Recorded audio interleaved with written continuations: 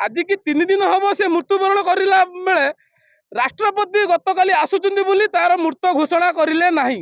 राष्ट्रपति आज गतकाली जमी चलीगले राति 12टा गोटे तार शव को मेडिकल पछपट देकी गायब करुले जहाँकि धरा पड़ी।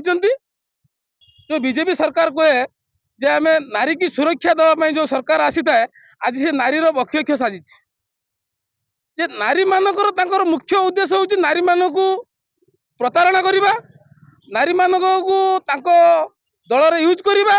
या पूर्व बीजेपी मंत्री जे वर्तमान पूर्वतन मंत्री वर्तमान जे राज्यसभा पदी अच्छा से भी यही नारी केलाकाल मंत्री पद जाइला।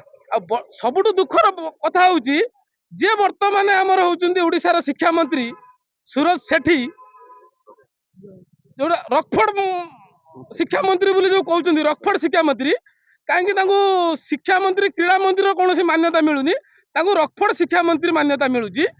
सी जो भाई नारी प्रति जो अत्याचार करुच्ची सूरज सेठी करुच्ची प्लस बीजेपी दल करुच्ची। आज कहतु गोटे वर्ष सरकार हो गला बीजेपी किंतु जो भली सरकार नारी मान को सुरक्षा देवा कथा सुरक्षा बदल में बारंबार अत्याचार कर चलती। सबुठ गुरुत्व कथा झील पुड़ी गला आज की 3 दिन हम से मृत्युवरण करला बेले राष्ट्रपति गतकाली आसुचंदी बोली तार मृत्यु घोषणा करिले नाही।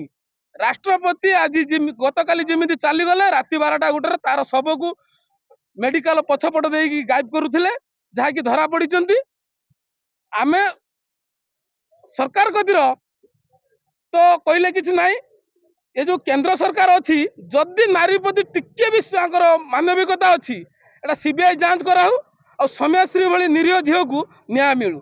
आज ये राज्य रे जो बीजेपी सरकार चली जो नारी निर्यातना दि जाती प्रत्येक दिन नारी प्रति अत्याचार अन्याय चली जहाँकि हजार हजार शह शह नारी मृत्युवरण कर 3 दिन तले फकीरमोहन विश्वविद्यालय छात्री जनक पाठ पढ़ुला बेले जो भाव में निर्यातना अध्यक्ष एवं अध्यापिका ये जो लेक्चर मान जहाँकि से आज मृत्युवरण करिपाई तार परिवार को एवं तार आत्मा को शांति देवाई आम आज चांदबाली कांग्रेस तरफ कैंडल शोभा यात्रा करूँ।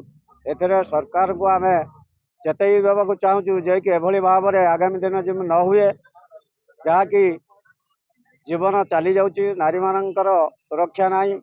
तेणु आम आज ये जो कैंडल शोभा यात्रा माध्यम सरकार को आम चेतावनी देलु न्याय दि जाऊ परिवार को न्याय दि जाऊ।